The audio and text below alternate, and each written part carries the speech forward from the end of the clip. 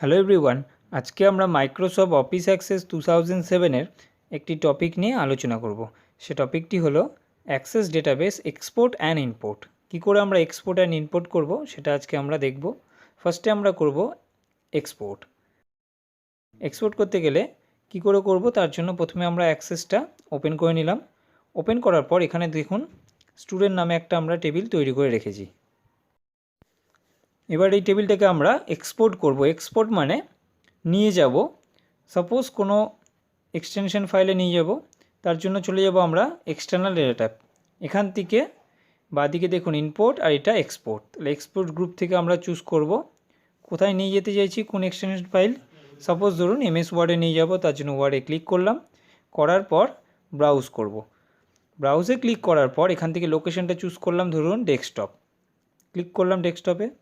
তারপরে file name দেবো, এখান থেকে যে কোনো একটা ফাইল নেম দেবো। ধরুন দিলাম স্টুডেন্ট টেবিল। এটা আমরা ফাইল নেমে লিখলাম।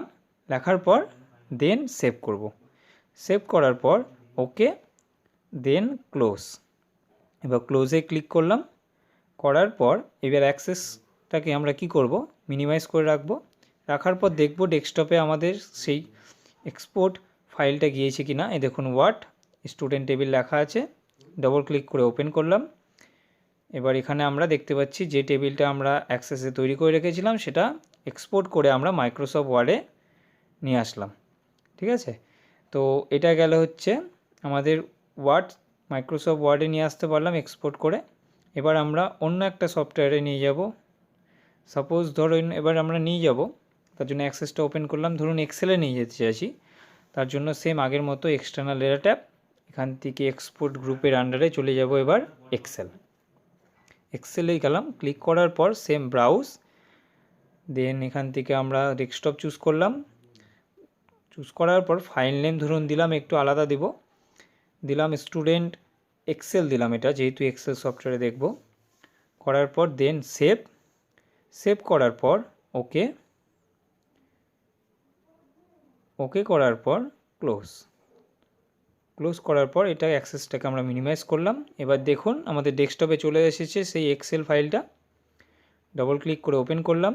ওপেন করার পর দেখুন সেম একই টেবিল, সেম টেবিল যেটা অ্যাক্সেসে আমরা এক্সপোর্ট করলাম সেই টেবিলটা এক্সেলে আমাদের এক্সপোর্ট হয়ে গেছে।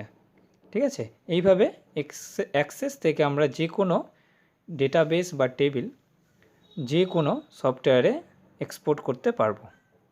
এটা গেল এক্সেলে। আবার একটু দেখে নিব আমরা মাইক্রোসফট ওয়ার্ডে যেটা করেছিলাম। এই দেখুন সেম টেবিল। তো একটু আগে আমরা যেটা করলাম সেটা হচ্ছে এক্সপোর্ট। এবার আমরা করব ইম্পোর্ট মানে কোনো আলাদা এক্সটেনশন ফাইল থেকে আমরা অ্যাক্সেসে নিয়ে আসব। তার জন্য অ্যাক্সেসটা আমরা ওপেন করব। এখানে দেখুন একটা টেবিল আমরা আগে থেকে তৈরি করে রেখেছি, এটা ইএমপি নাম্বার দিয়ে টেবিল আছে। এবার আমরা অন্য কোনো এক্সটেনশন ফাইল থেকে আমরা নিয়ে আসব এক্সটার্নাল ডেটা ট্যাবে। তার জন্য ক্লিক করতে হবে। করার পর আগেরটা করলাম এক্সপোর্ট, এবার ইম্পোর্ট থেকে ধরুন এক্সেলে ক্লিক করব অ্যাক্সেসে নিয়ে আসার জন্য। তার জন্য আমরা একটা এখানে দেখুন ডেস্কটপে একটা তৈরি করে রেখেছি একটা টেবিল, সেটাকে ওপেন করলাম। দেখুন এখানে লেখা আছে roll number, name, address, phone number. এই ফিল্ডগুলোর ওপরে একটা টেবিল আমরা তৈরি করে রেখেছি। এবার এই টেবিলটাকে আমরা কোথায় নিয়ে যাব, অ্যাক্সেসে নিয়ে যাব। তো কী করে নিয়ে যাব, তার জন্য দেখুন চলে যাব আমরা এক্সটার্নাল ডেটা ট্যাব। এখান থেকে ইম্পোর্ট করব মানে নিয়ে আসবো। কোথা থেকে নিয়ে আসবো, এক্সেল। ক্লিক করলাম। করার পর ব্রাউজ, কোথায় ছিল সেই ডকুমেন্টটা, ডেস্কটপ থেকে এখান থেকে আমরা চুজ করব। এই দেখুন স্টুডেন্ট ডেটা আছে। করার পর ওপেন করলাম। ওপেন করার পর ওকে। এবার এখানে আমাকে তার প্রিভিউটা দেখাচ্ছে। করার পর নেক্সট, তারপরে ফিনিশ, দেন ক্লোজ করার পর দেখুন এখানে চলে এসেছে। এটা হচ্ছে আগের টেবিলটা। এবার স্টুডেন্ট নামে যে টেবিলটা আছে এখানে আমরা দেখতে পাচ্ছি সেই ফিল্ডগুলো আছে সেম আগের মতো। একটু আমরা সাইজটা এখান থেকে বাড়িয়ে নিচ্ছি, তাহলে একটু ভালো বোঝা যাবে। দেখুন roll number, name, address, phone number, সেই যে টেবিলটা আমরা এক্সেলে তৈরি করে রেখেছিলাম সেই টেবিলটাকে আমরা ইম্পোর্ট করে অ্যাক্সেসে নিয়ে আসলাম। দেখুন এই যে সেম টেবিল। ওকে, তাহলে নিশ্চয়ই বিষয়টি বোঝা গেছে। আজকে এতটাই। এরপর আমরা নেক্সট কোনো ভিডিও নিয়ে আসব। আপনাদের যদি এই ভিডিওটি ভালো লাগে তাহলে অবশ্যই লাইক করবেন এবং ই শিক্ষা চ্যানেলটিকে সাবস্ক্রাইব করবেন এবং তার পাশে থাকা বেল আইকনটি অবশ্যই প্রেস করবেন।